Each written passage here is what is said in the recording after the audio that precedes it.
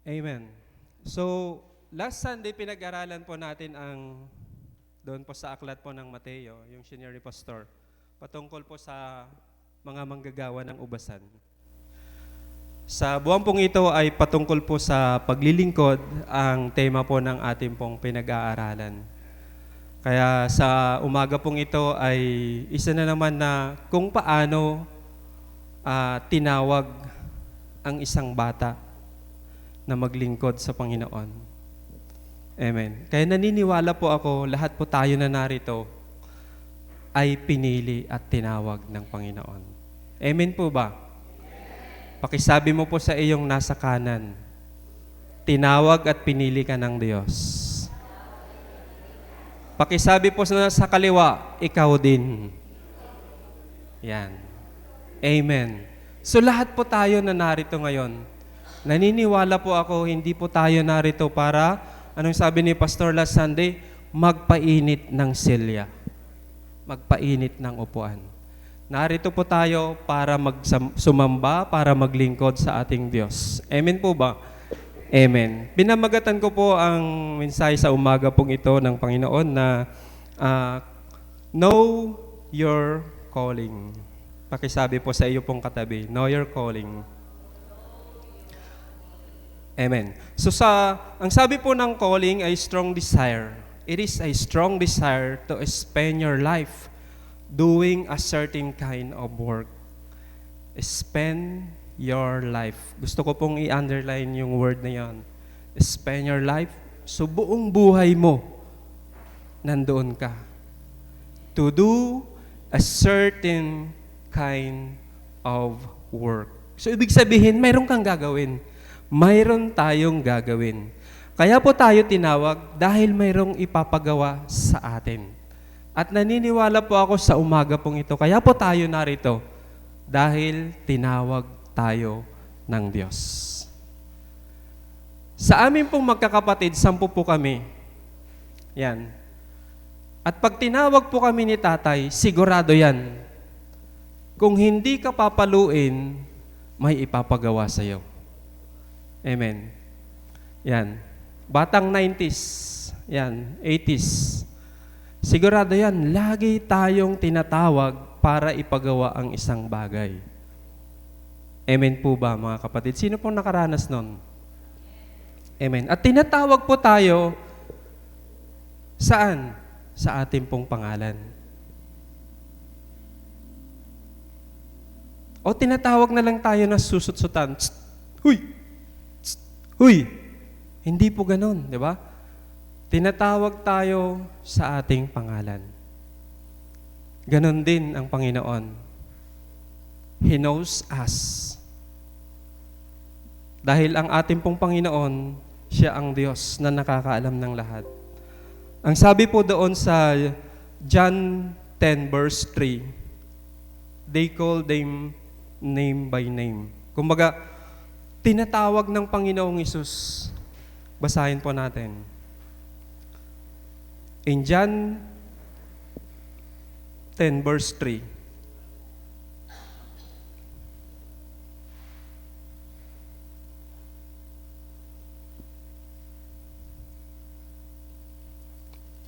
Ang sabi po dito, verse 3, pinapasok siya ng bantay at pinapakinggan ng mga tupa ang kanyang tinig. Tinatawag niya ang kanyang mga tupa sa kani-kanilang pangalan. Our Lord Jesus is a good shepherd, right? Siya po ang ating pong dakilang pastol at tayo po ay ang kanyang mga tupa. Tayo po ay kilalang-kilala ng ating pong Panginoon. Kung babasahin po natin doon sa Mateo 10 verse 30, even yung bilang ng ating pong buhok ay alam ng ating pong Panginoon. So sa umaga pong ito, sino po ang ating pong pag-aaralan? Siya po ay si Batang Jeremias. At magkakaiba po ang katawagan po sa atin. Kung babasahin po natin yung mga ibang karakter ng Biblia, kung papaano po sila tinawag at kung ano ang kanilang misyon. Kagaya na lamang po ni Moses. Tinawag po si Moses para maging deliverer. Tagapaghatid, tagapagligtas ng kanyang bayan. Chapter 3 ng Exodus.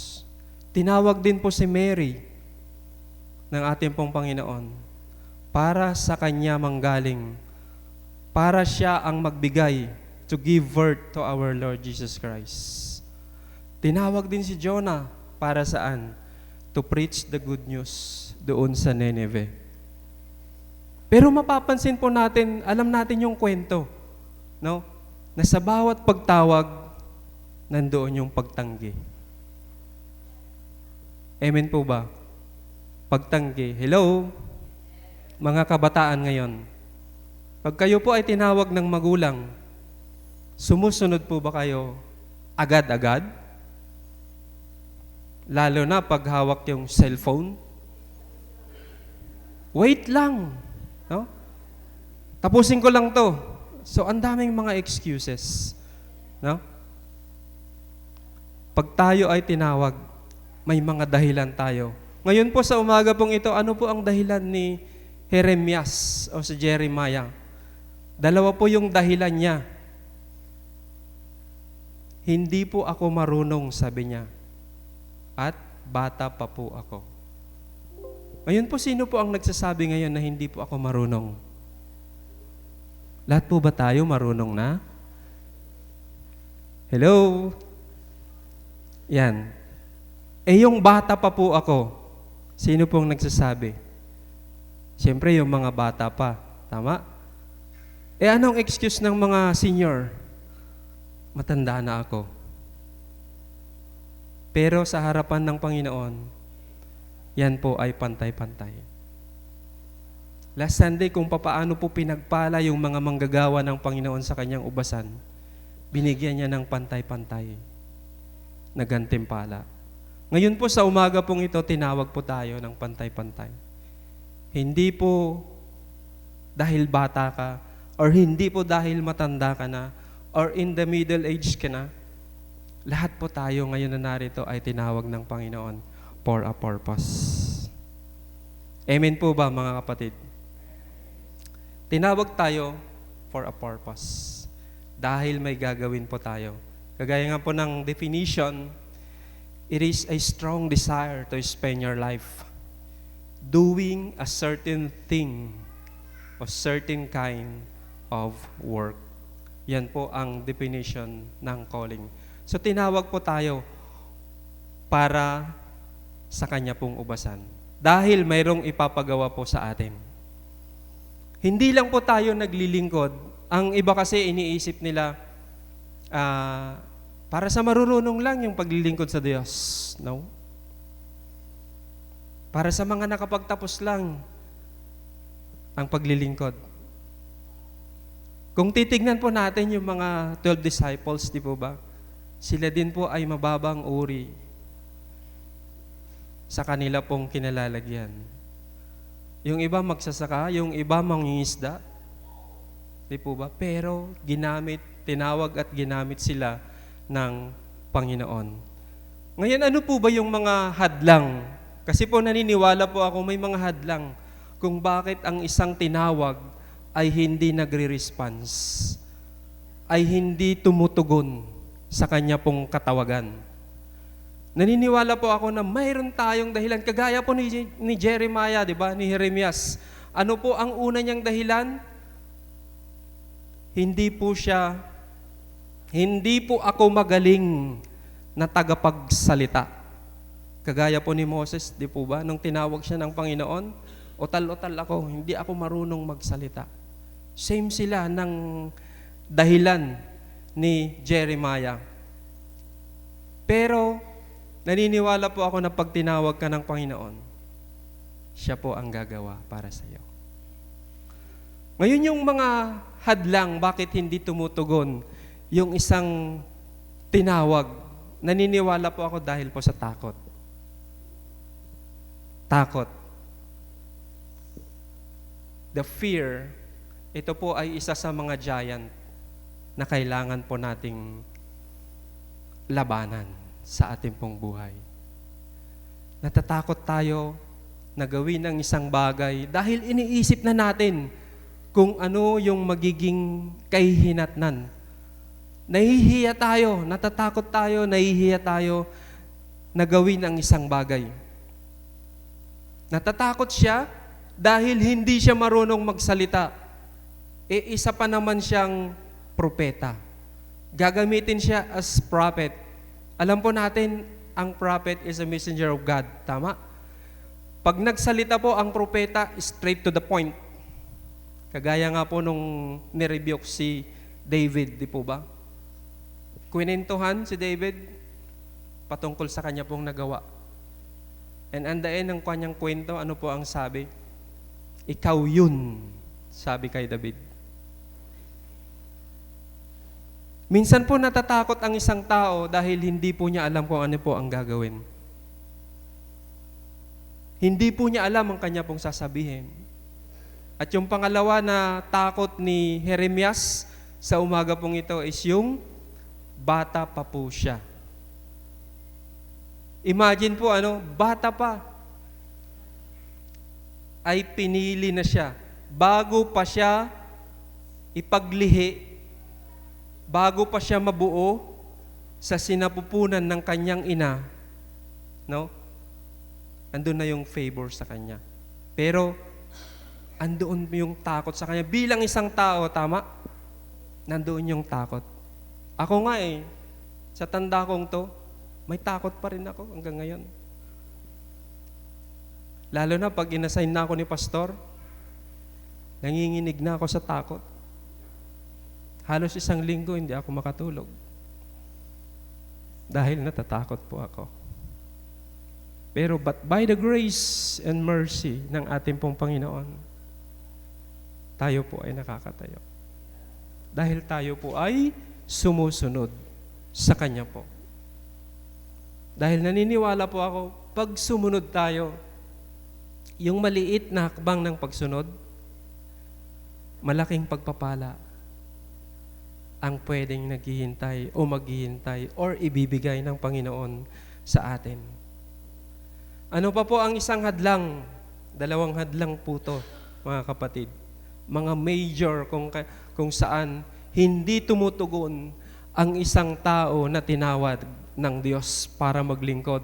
Ito po ay yung tinatawag nilang kakulangan sa tiwala. Lack of trust sa Panginoon.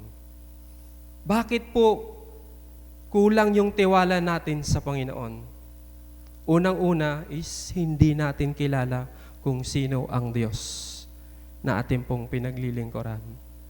Kung sino ang Diyos na tumawag po sa atin, yan po ang isang hadlang. Lack of trust, it is because we are nagre-rely tayo doon sa ating pong sariling kakayanan, mga kapatid. Ano po ang babala or sabi sa atin ng Proverbs 3, 5, and 6? Trust in the Lord with all your heart, with all your mind and soul.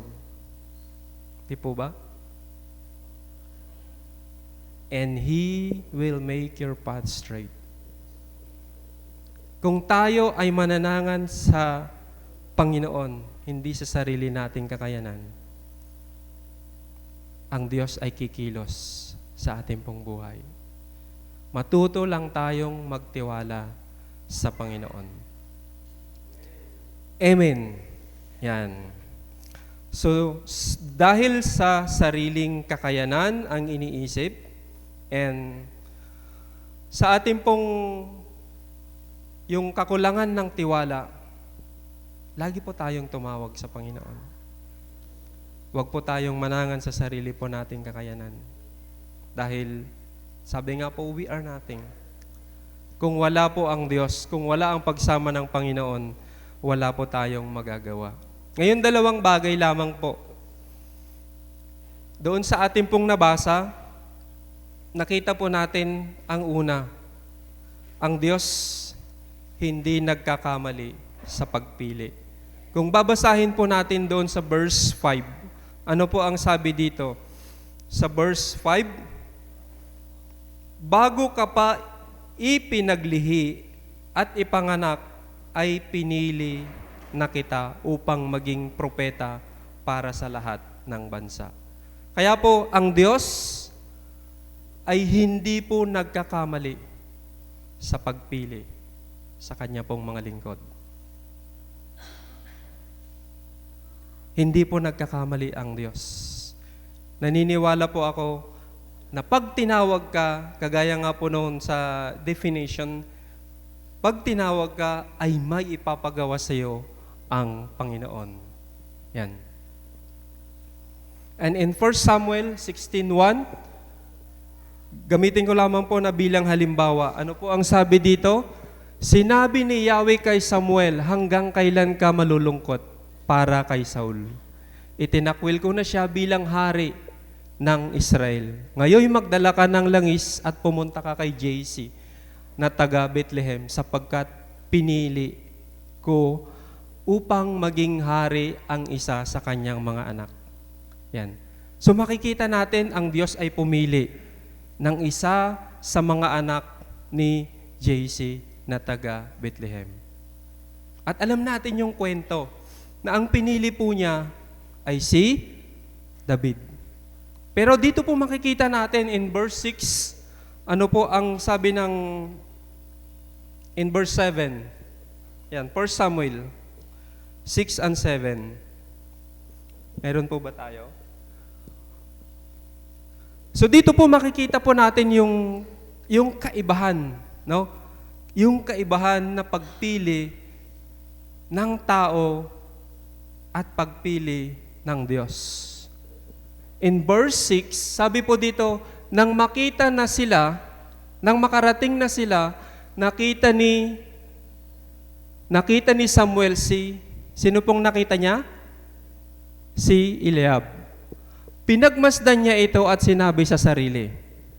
So imagine no, si Samuel, nakita niya yung isang tao, si Eliab, no? Pinagmasdan niya at sinabi sa sarili, ito na nga ang pinili ni Yahweh para maging hari.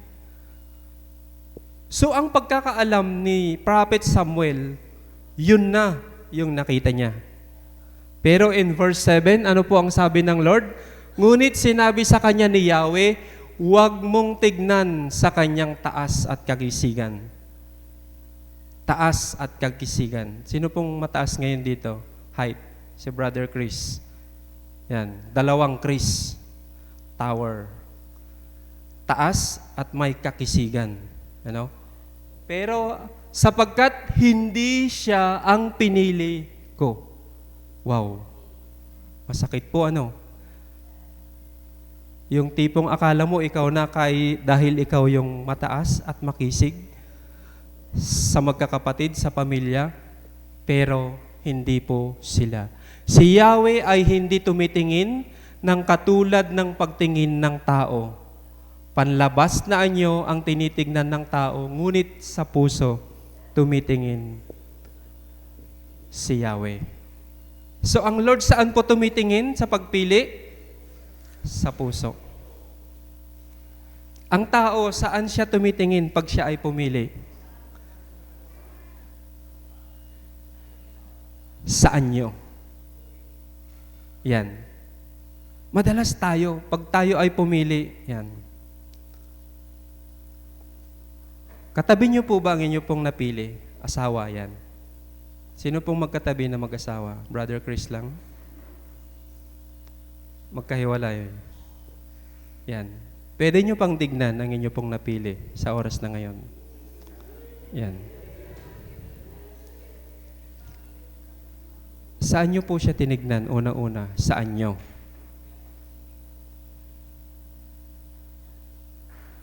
Yung flowering, anong pong tawag doon? Flowering stage. Yung kabataan pa. Diyan po makikita yung kagandahan at kagwapuhan. Di po ba? Amen. At naniniwala po ako, hindi din po kayo nagkamali sa inyo pong pinili. Amen po ba? Dahil ang Diyos ang nagbigay. Kung papaanong sa puso tumitingin ang Diyos, hindi po natin nakikita kung anong laman ng puso. Tama? Pwede po tayong madaya. Yung lalapit sa iyo yung isang tao, magmamakaawa, magpapanggap. Hindi po natin, kung wala po tayong discernment spirit, no? Hindi po natin malalaman yan. Tapos pag makuha na niya yung gusto niya sa atin, bigla na lang mawawala. Bigla na lang aalis. Bigla na lang lalayo. Hindi mo na makikita. Sa panahon po ngayon, ano po ang tawag doon? Ikaw ay nabudol. Ikaw ay na-scam. Ikaw ay na-prank. Ang daming term ngayon, di po ba? Ang daming salita. Pero ang suma total nun, ikaw ay naloko. Tayo ay naloko. Because doon po tayo nagja-judge, tumitingin, no? Sa itsura. Pero salamat po sa Lord. Alam po ng Panginoon kung ano po ang dala po natin sa umaga pong ito. Alam po ng Panginoon kung bakit po tayo nandito sa lugaring ito. Alam po ng Diyos kung ano po ang laman ng ating pong puso. At alam din ng Lord kung tayo ay nagkukunwari. Sabi ko nga, lahat po tayo ay tinawag ng Panginoon for a certain kind of work. Pero ang tanong ko po lagi sa sarili ko, Lord, nagagawa ko ba yung gusto mong ipagawa po sa akin? Ikaw ang Diyos na makapangyarihan sa lahat. Ikaw ang Diyos na may lalang ng langit at lupa. Ako na napakaliit ko, ako na makasalanan. Bakit ako yung tinawag mo? Bakit tayo yung tinawag ng Panginoon? Naniniwala po ako may mas higit pa po sa atin. Pero bakit tayo ang tinawag ng Panginoon? Dahil po nakita ng Diyos kung ano po ang laman ng puso po natin. Pwede po ba nating itapat ang ating pong kaliwang kamay sa dibdib po natin? And gusto ko lamang po ipag-pray ang bawat isa sa atin. Panginoon, sa umaga pong ito, alam po ninyo ang nasa puso ng bawat isa sa amin. Sa bawat tibok nito, Panginoon, alam mo kung ano po ang kabigatan na nadarama po namin. Lord, I pray, O God, anumang bigat sa kanila pong puso, sa kanilang kalooban. Sa umaga pong ito, O Diyos, ay binubunot po namin. Bigyan niyo po, O Diyos, ng kaginawaan, ng kagaanan ng bawat isa. Ano mang pagsubok ang kanila pong pinagdadaanan, Lord, sa umaga pong ito. Lord, salamat dahil tumingin ka po sa aming pong puso. At hindi ka po nagkamali, O Diyos, ng pagpili po sa amin. Thank you, Lord, in Jesus' name. Amen. Salamat po sa Panginoon dahil sa puso po siya tumingin. May mga tao kasi na ang ganda po ng itsura na, ang ganda po ng panlabas. Pero kung titignan po natin, yung puso po nila, hati-hati, wasak. Pero ang nais ng Lord sa umagang ito ay isang buo na puso. Puso na buong puso na maglilingkod sa Kanya.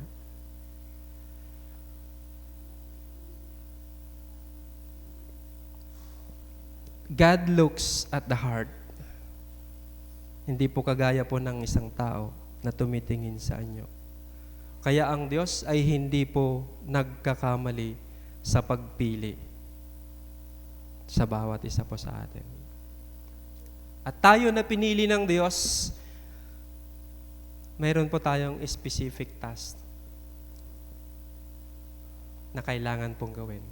Just like Prophet Jeremiah, at his young age, sinabi na po sa kanya kung ano po ang gagawin po niya.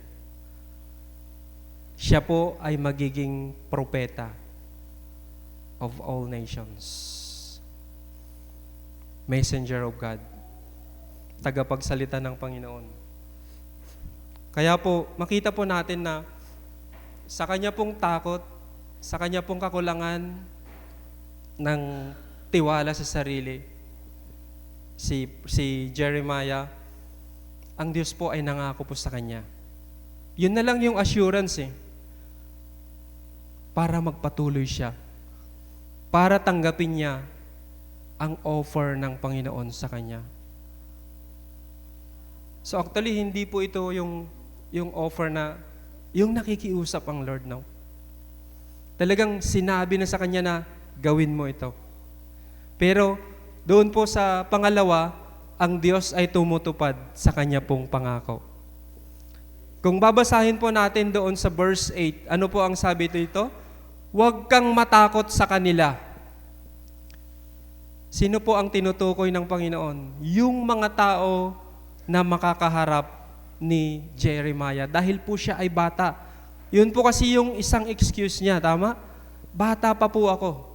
So natatakot siya sa mga taong magiging, yung makakaharap niya. Pero ang sabi ng Panginoon, huwag kang matakot sa kanila. Sapagkat, ito yung pangako ng Diyos na pinanghawakan po ni Jeremiah at his young age. Ako'y kasama mo. Pangalawa, at iingatan kita. Akong si Yahweh ang nagsasabi nito. Sabi po ng Panginoon. So ang ganda po ng pangako sa kanya, no? Kahit po siguro ako, kung ako po ay pangangakuhan, kahit siguro po sa atin, tayong lahat na narito, kapag sinabi ng Diyos, huwag kang matakot, akong bahala sa iyo. Minsan nga ganun yung sa kaibigan pa lang natin, nagtitiwala na tayo, tama? Lalo na pag mayroon tayong mga pinagdadaanan, sabihin ng barkada natin, pre, kaaburido, wadyaak. Kumakalma tayo, tama? Lalo na pag kinukursunada tayo, di ba? Napadaan tayo sa isang lugar, tapos iba yung tingin sa atin. Minsan may mga ganong kabataan di po ba? Mapadaan lang yung dayo. Uy, may dayo, pre. Angas. Sa liburburan mo. Di ba, mga ganon? Pero ano po ang sabi ng Panginoon? Huwag kang matakot. Kasama mo ako. Minsan nagtitiwala na tayo sa tao. No? Huwag kang matakot dahil kasama mo ako, pre. Huwag hindi kita iiwanan. Yung mga ganong salita Pero pagdating na dun sa dikdikan na, usil ka la, undo na aklakan to. Nauna nang tumakbo, iniwan na niya yung kaibigan. Di po ba? Dahil nandun na sila sa crucial. Yan. Pero ang Diyos, kailanman, sa mga taong pinili niya, sa mga taong tinawag niya, hindi niya iniiwan. Hindi niya pinapabayaan. Even yung mga bagay na hindi na hiniling ng isang tao na pinili ng Diyos, binibigay pa sa Kanya.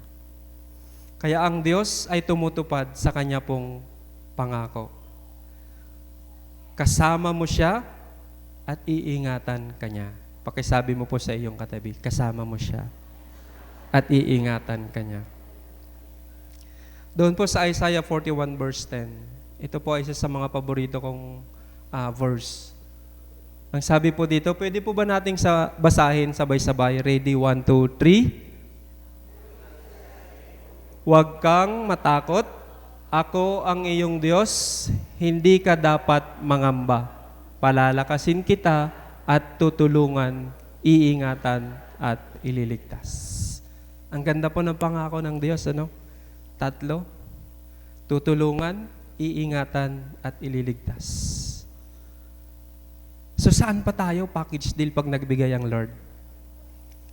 Pag tinawag ka niya, hindi kanya pababayaan. Iingatan ka niya sa samahan sa lahat ng gagawin mo.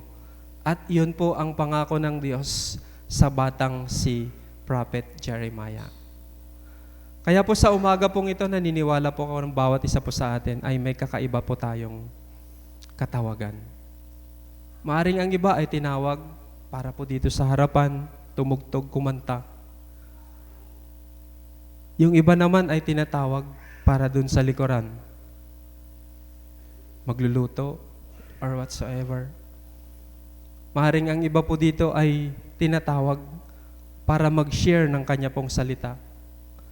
Marami po tayong mga ministries dito po sa church. Naniniwala po ako na ang bawat isa ay tinatawag.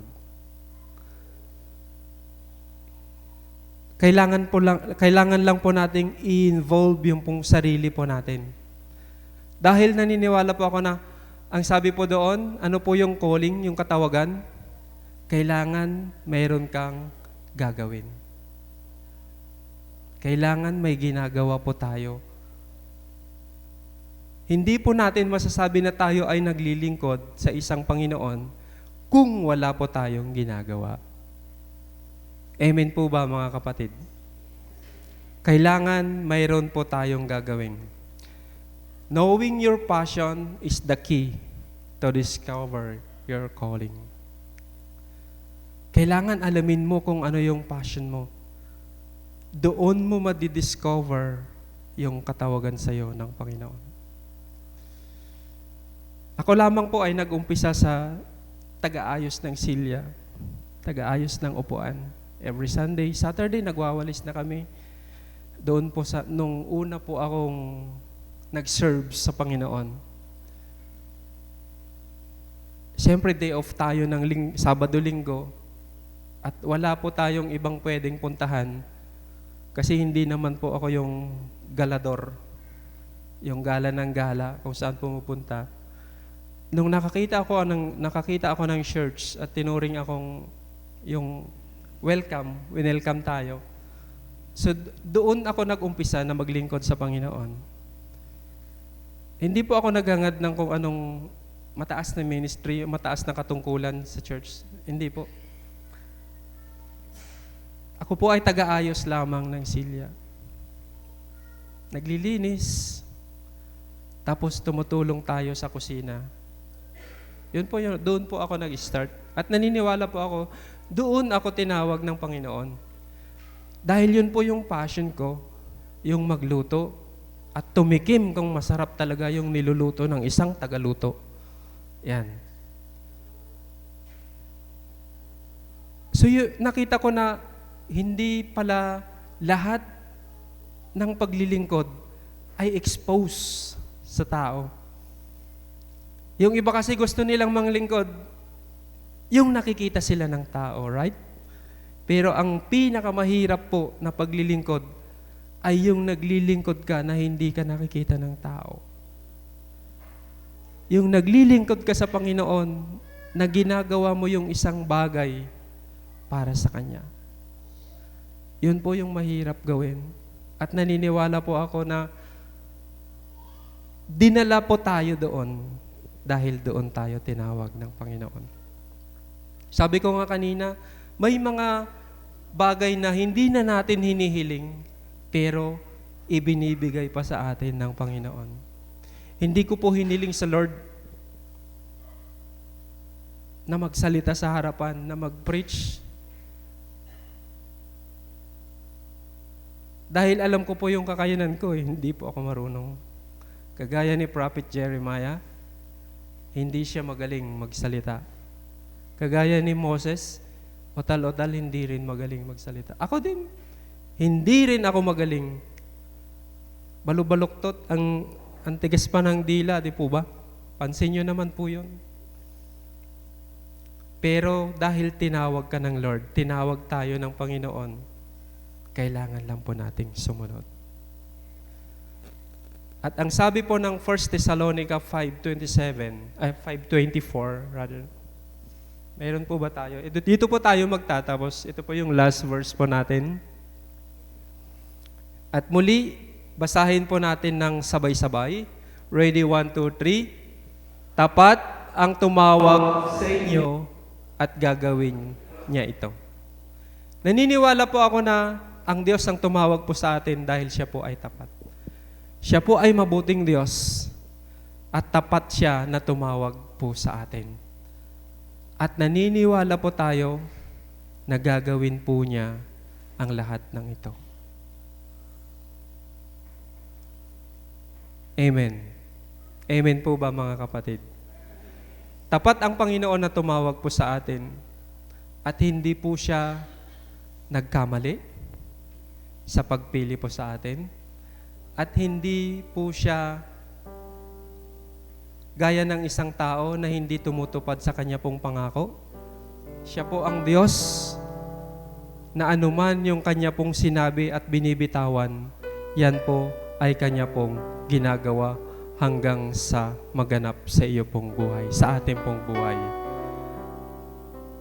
Kaya naniniwala po ako na tayo na narito ngayon, tayo po ay pinili at tinawag ng Panginoon para paglingkuran siya. Lagi ko pong sinasabi, it is a privilege, pribilehiyo ang maglingkod sa Panginoon. Dahil po, mayroon pang mas magaling kaysa sa atin, pero tayo po ay nandito. Tayo po ay tinawag ng Diyos.